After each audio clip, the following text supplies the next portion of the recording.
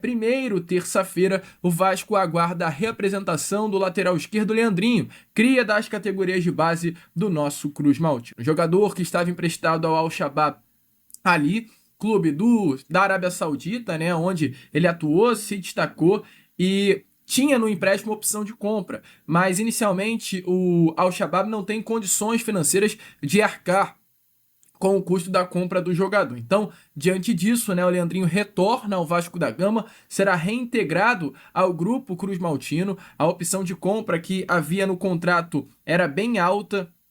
Diante disso, né, o Al-Shabaab preferiu não pagar nesse momento, até porque já havia pago pelo empréstimo de curto tempo, de 6 meses, pelo Leandrinho. O Al-Shabaab pagou 2.800.000 reais apenas para ter o Leandrinho dentro do elenco durante esses 6 meses e, além disso, aceitou perdoar uma dívida que o Vasco tinha com o Al-Shabaab no valor de... salvo engano, era 2 milhões ou 3 milhões de reais relacionado a contratação, né, do Paulinho Paula lá na temporada de 2023. O Vasco sofreu um risco de transfer ban, então houve esse acordo entre o clube árabe e o Vasco da Gama do empréstimo do Leandrinho, o pagamento de 2.800.000 reais e o perdão de 50% do valor da dívida total da compra dos direitos econômicos de Paulinho Paula. Por lá, pelo Al-Shabaab, Leandrinho participou de 11 partidas, sendo titular em 7 jogos e deu uma assistência em seu último jogo pelo clube saudita contra o Al-Fayha. Em muitas partidas, até o próprio Leandrinho, ele atuou não como um lateral, mas como um ala esquerda, né? O Al-Shabaab costumava atuar em uma linha de 5 defensores e o Leandrinho atuava com mais liberdade para chegar ao setor ofensivo, talvez uma das principais valências, de fato, né, do lateral esquerdo, esse faro de gol, ele tem essa pisada bem legal na área do adversário, então não à toa, né, amigo vascaíno, o Leandrinho via muitas vezes atuando realmente como esse ala esquerdo. Então agora, com esse retorno confirmado, a expectativa é que ele realmente se reapresente nessa próxima semana. O Vasco se reforça para sua lateral esquerda com um bom jogador. Já tinha Lucas Piton, já tinha Vitor Luiz, e agora terá um jogador revelado no Vasco que foi muito utilizado na temporada passada, principalmente pelo técnico Rafael Paiva, e agora é mais uma opção para esse setor da lateral esquerda, a não ser que o Vasco o negocie nessa janela, né? Vamos ver, vamos ficar ligado e, é claro, qualquer informação que teremos, com toda certeza, durante essa semana eu trago a vocês aqui. Povo, a movimentação dessa semana, claro, desejar uma excelente semana, breve teremos jogo do Vascão, amistoso contra Montevidéu Wanderers. Inclusive, galera, a gente está fazendo aqui uma força-tarefa para tentar acompanhar esse jogo em loco, para poder trazer essa movimentação. Acho que vai ser muito interessante. Até o momento, né, aproximadamente aí mais de 15 mil ingressos já sendo vendidos. O torcedor que vai fazer uma grande recepção.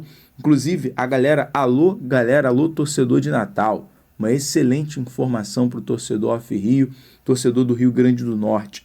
O amistoso no próximo sábado, o elenco do Vasco ficará concentrado, né, hospedado a princípio, a primeira informação, no Grand Hotel Resort, né, no Grand Hotel Resort em Natal.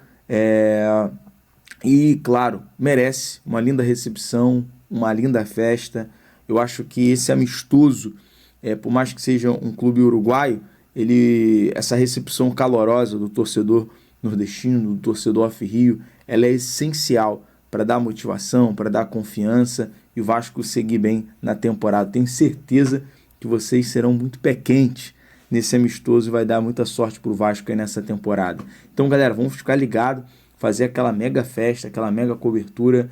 Eu vou buscar força máxima para tentar realizar essa cobertura. Claro, o embarque do Vasco, como sempre realizamos, vamos preparar para fazer esse embarque especial para Natal e também nos mobilizar para buscar fazer essa chegada do Vasco, beleza? Então torce aí para a gente conseguir realizar essa movimentação. Bom, e aí, pós o amistoso, o Vasco tem a sequência, né, muito pesada. O Vasco tem o Botafogo no dia 12, né? O Botafogo foi eliminado da Copa do Mundo de Clubes. Então esse jogo no Mané Garrincha é confirmado, 12 de julho. Independente Del Valle no dia 15 de julho, jogo no Equador. Então a gente está também se organizando para fazer esse período de viagens. Então tem o Independente Del Valle, pela Sul-Americana, o Grêmio no dia 19 de julho e o jogo da volta em São Januário no dia 22 de julho contra o Independente Del Valle. No dia 27, o Vasco enfrenta o Internacional e o CSA no primeiro jogo, né, no dia 30 de julho, valendo pela Copa do Brasil em Alagoas. Depois, o Vasco enfrenta o Mirassol no dia 2 de agosto e o jogo da volta do CSA no dia 5 de agosto pela Copa do Brasil, jogo da volta.